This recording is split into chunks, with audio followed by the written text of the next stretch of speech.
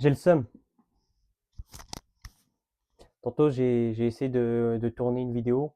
En fait, je l'ai tournée, je l'ai même publiée sur YouTube, mais je me rends compte que la moitié de la vidéo, en fait, il n'y avait pas le son. Le micro, il a éteint en pleine vidéo et j'avais même pas remarqué. Mais bon, c'est pas grave. C'est pas grave. L'Argentine s'impose 3-0 face à l'Algérie sur son premier match de Coupe du Monde 2026. Et Messi est un psychopathe. Messi est complètement taré. Non mais Messi est fou. Genre, il est fou. Il est dingue. Est-ce que vous vous y attendez? Parce que moi, je suis un énorme fan de Messi. Et j'ai suivi Messi durant toute mon adolescence, toute mon enfance. Bon, j'abuse un peu. À partir de 12 ans, j'ai suivi Messi. Et quand il est parti à l'Inter Miami, là, j'ai arrêté de le suivre. Parce que voilà, il a fini le game en 2022. Mais franchement, je m'y attendais pas. J'ai vu quelques buts qu'il a mis en MLS et tout. Mais je me dis, MLS, c'est pas un championnat des plus redoutables.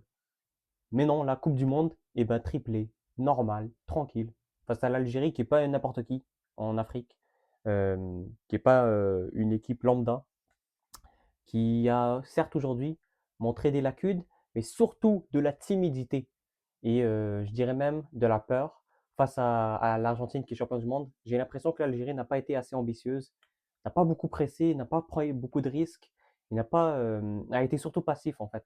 Et c'est pour ça que Messi a pu faire des exploits. C'est parce qu'il n'y avait pas de, il y avait pas de pressing face au porteur du ballon. Messi était très libre et c'est pour ça qu'il pouvait frapper. Mais tu laisses pas Messi frapper de loin comme ça. Et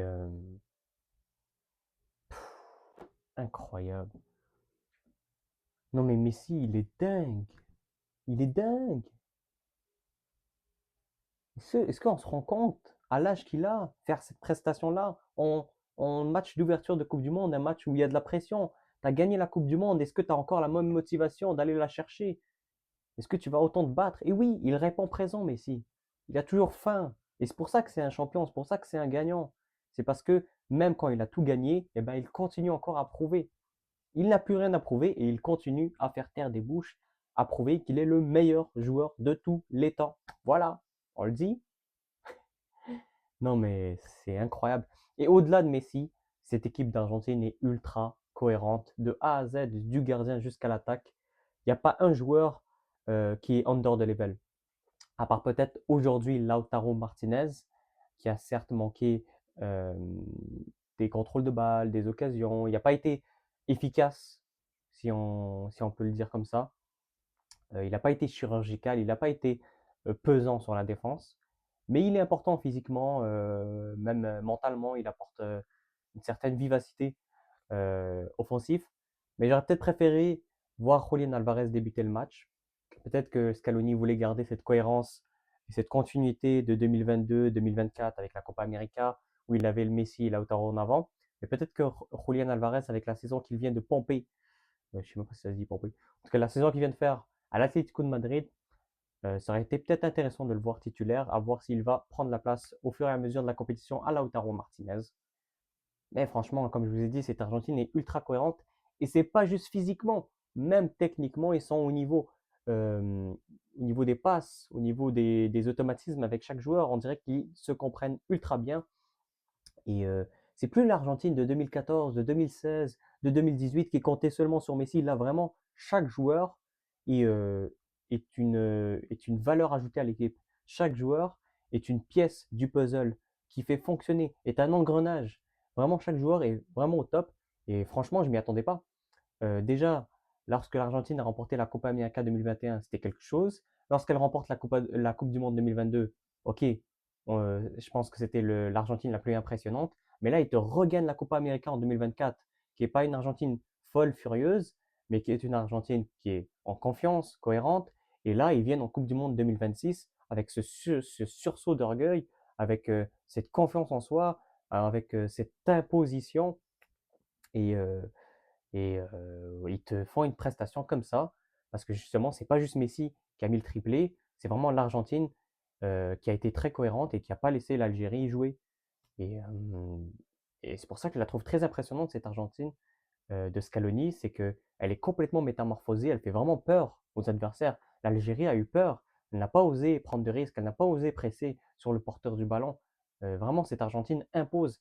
C'est plus l'Argentine d'il y a 10 ans. Et donc là, ça va être super intéressant cette Coupe du Monde parce qu'il y a beaucoup de nations qui sont dans une forme incroyable. On pense à l'Argentine justement, la France aujourd'hui qui a gagné face au Sénégal, qui fait ultra peur avec son attaque, mais même sa cohérence qu'elle a gagnée et son expérience qu'elle a gagnée au fur et à mesure des années avec Didier Deschamps. Il y a encore l'Espagne qui a gagné l'Euro. Certes, ils ont fait un 0-0 face au Cap-Vert, mais il manque Lamine Yamal.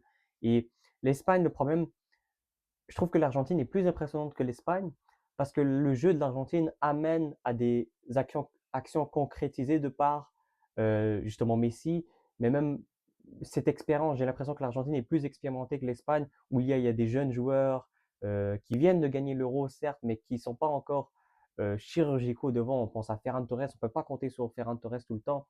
Lamine Yamal qui est blessé, mais il y a encore cette jeunesse, ce manque d'expérience. Lamine Yamal, c'est pas un joueur encore qui claque des triplés, c'est un joueur efficace, mais c'est pas comme Messi, on va pas les comparer. Mais c'est ça. En tout cas, si on revient sur le match de l'Argentine et si on revient sur l'équipe d'Algérie, franchement, Zidane au cage, le fils de Zinedine Zidane, pas rassurant. Est-ce que c'était le masque? Est-ce que c'était le premier match de Coupe du Monde qui l'a fait un peu stresser? Je ne sais pas, mais en tout cas, c'était pas rassurant. Je dirais même qu'il offre 2 buts à Messi. Certes, la première frappe, elle est puissante, mais je pense que Zidane aurait pu mieux faire. Et le deuxième but de Messi, c'est un cadeau donné à Messi. Mais Messi était bien placé, ça n'enlève en rien. Le placement hyper intelligent de Messi, ça n'enlève en rien. De toute façon, Messi, c'est lui qui se crée ces occasions-là. Il est tellement vif dans ses prises de balles, il est tellement percutant et tellement imprévisible que Messi, faut pas lui donner ces actions-là. Faut vraiment faut pas sous-estimer Messi. J'ai l'impression que l'Algérie a sous-estimé Messi. Ils pensent que Messi est un joueur lambda. Non, Messi, ça reste Messi. Franchement, même moi, je m'y attendais pas. Mais Messi, il a toujours un pied gauche incroyable, une frappe incroyable. Certes, il court pas beaucoup sur le terrain, mais si tu le laisses beaucoup de l'espace, et ben là, tu vas lui offrir des plats en or et il va se servir parce que c'est un champion, c'est un gagnant et il a encore faim.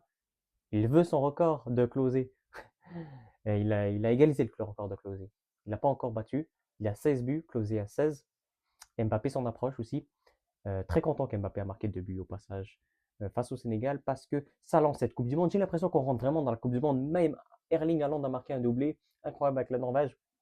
Là, avec le match Maroc-Brésil, je trouve qu'on n'était pas encore rentré bien. Mais là, avec cette journée-là, Norvège-Irak, France-Sénégal juste avant, puis Argentine-Algérie, les gros joueurs, les grosses stars ont claqué leur but, ils sont en confiance. Et je trouve que là, on rentre vraiment dans cette ambiance de Coupe du Monde où toutes les équipes sont en confiance et ça fait plaisir pour la suite. Sinon, j'ai trouvé l'entrée de Mahrez intéressante. Pour moi, si j'étais le coach d'Algérie, j'aurais fait jouer Mahrez dès le début. Je ne sais pas pourquoi il n'a pas fait jouer. Peut-être parce qu'il est en méforme et que Hadj Moussa, qui est au même poste, est dans une bonne forme. Mais Mahrez, c'est pas qu'un joueur simple de foot, c'est aussi une emblème de l'Algérie. C'est un mental, c'est une valeur ajoutée mentalement. Donc tu mets Mahrez titulaire, ça amène une idée de légère supériorité en termes de nom. C'est un gros nom, Mahrez. Et je pense que ça aurait fait plus de doutes dans la défense algérienne de mettre un Mahrez qu'un Hadj Moussa, qui est nouveau au sein de l'équipe. Mahrez, c'est un capitaine, c'est un leader, c'est lui qui t'offre la Coupe d'Afrique en 2021, 2019. Ouais, 2019. En 2019, avec le sublime coup franc, c'était en finale ou en demi-finale. En tout cas, Mahrez, c'est vraiment l'emblème de l'Algérie. Et le mettre sur le banc comme ça, c'est comme mettre Ronaldo sur le banc, toute proportion gardée en comparaison. Mais c'est comme si tu mettais Ronaldo au Portugal sur le banc. Je suis sûr que le Portugal se porterait bien sans Ronaldo, peut-être serait même meilleur sans Ronaldo. Mais mettre Ronaldo, c'est montrer à la défense qu'il y a un joueur, une légende du pays qui a marqué l'histoire par le passé, qui va aider mentalement l'équipe et qui peut marquer à tout moment. Mahrez, c'est un peu comme ça. Je n'ai pas compris pourquoi il ne l'a pas mis. En tout cas, je pense que s'il l'aurait mis, ça aurait fait plus peur à la défense de l'Argentine, même s'il est en méforme, et ça aurait boosté mentalement l'Algérie. Pour revenir au Portugal, tu mets Ronaldo, peut-être c'est pas le meilleur en ce moment en avant, c'est pas la meilleure composition que le Portugal peut mettre. Peut-être c'est pas la meilleure cohérence, mais ça apporte un plus mentalement, ça apporte même un objectif d'aider Ronaldo à gagner cette Coupe du Monde. Ici, Mahrez aurait pu ramener un boost mental, un boost technique. Mais bon, en tout cas, l'Argentine s'est imposée 3-0. Franchement, le 11 au complet est cohérent. Emiliano Martinez est ultra rassurant en tant que gardien. Je me rappelle quand il n'y avait pas Emiliano Martinez, nous les fans de Messi, on souffrait parce que le gardien, excusez-moi, parce que le gardien n'était pas toujours rassurant, Romero à l'époque. Mais là, Emiliano Martinez, t'as pas peur quand il a la balle au pied, il est fort. T'as pas peur si jamais il y a penalty, il peut l'arrêter, c'est du 50-50. Et même la défense est rassurante de l'Argentine. Les latéraux sont rassurants, le milieu de terrain se bat. Tout le monde court en Argentine. Et l'équipe est ultra impressionnante à voir et je m'y attendais pas. Franchement, avoir cette envie de gagner là, alors que tu as déjà gagné 2 Copa América récemment, une Coupe du Monde, lapsus, récemment, est-ce qu'ils vont en gagner une deuxième? Ça serait beau pour Messi, mais ça serait surtout impressionnant.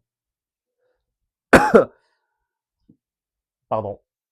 Est-ce que j'ai oublié des choses à dire?